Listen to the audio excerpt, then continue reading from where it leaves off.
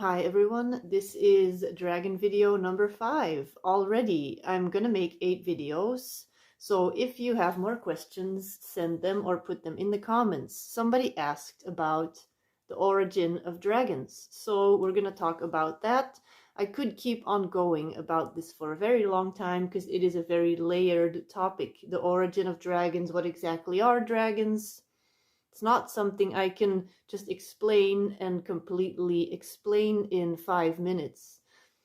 I did write a story, my channeled Angels and Dragons and Other Things story, that you can get on my website, and it explains in text form where the dragons came from, but it is still very summarized. It is really just the structure and outline for a bigger story later, the history of dragons that will follow in the next couple of years because it is a complicated story. But I will share with you a paragraph from this short story that I channeled. It says here, in the beginning there was God. Then God decided to know itself through itself in a variety of different ways. And so the angels and dragons were created. A dragon energy is in essence a fire being of light, of love and deliberation, of limitation and oppression.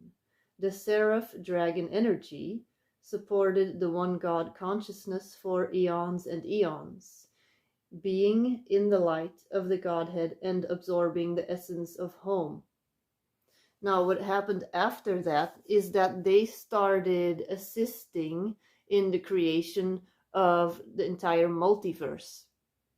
And dragon energy is actually an angelic energy. It is just another, it's like when you have a coin and you have two sides, or you have a yin-yang symbol. You have one side that is the angelic energy, that is this creative energy, and the other side is a dragon energy, which is basically the container that holds this angelic energy, that kind of supports this angelic structure. Without one, the other cannot exist. So these two really work together. And I have seen people that talk about dragons and that basically kind of reduce them to elemental spirits that you can work with. And in essence, dragons are so much more. Dragons are angelic in nature. I can keep on going on and on about this, and they collaborate with angels too. And it is really this exchange of information, of energy, and a lot of people that I've seen that have very powerful missions, that are creators, that are here to really transmute a lot of energy. They have dragon guides. They have dragon allies, really, because a dragon is so much more than just a spirit guide. And that is why I can get a little annoyed when I see people talking about, oh, the elemental dragons, and they're just some kind of elemental support when they are so much more ancient. They are some of the most ancient energies that have been around since the beginning of time, the dragon energy. They are also a sort of reptile being of a higher order.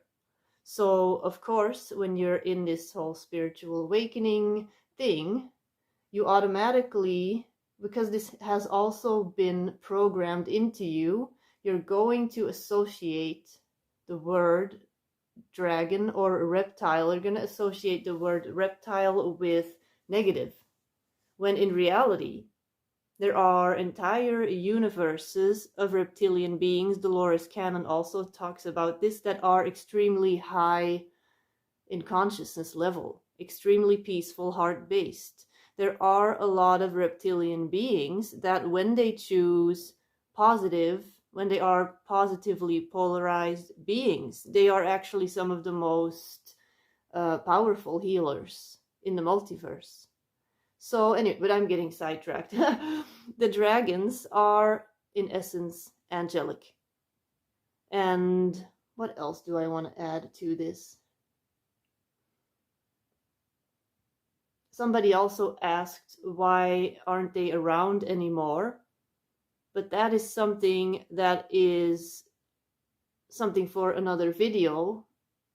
But I guess what I could already say about that is because they are of such a high consciousness level, it's like asking why aren't unicorns around anymore, but we see horses. We see horses walking around, but there's no more unicorns. We see crocodiles, we see lizards, but we don't see any more dragons. It's kind of the same thing.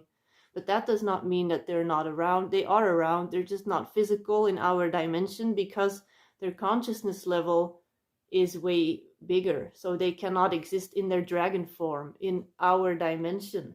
Now, don't get me wrong, there are dragons, there are people that are actually carrying dragon consciousness. There are people that are incarnated unicorns. I've seen them.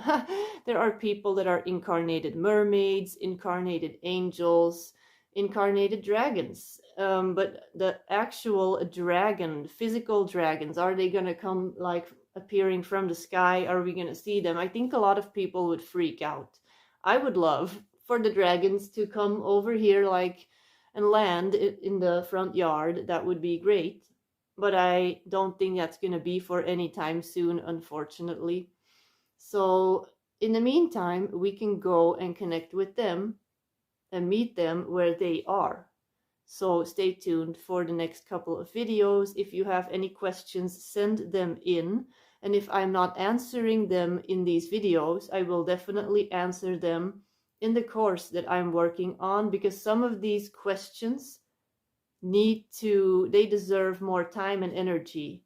They deserve an answer that is going to teach you something, that's going to enlighten you, that's not going to be rushed. So some of these questions that you have been sending in, I'm saving, and I will keep you up to date on the course. And if you are interested in this course, you can always let me know, and I will already write your name down. Or if you want to know what it's going to be about, you have questions, just let me know, and I will be back with, this is video number 5, with 3 more videos about the dragons. Bye bye.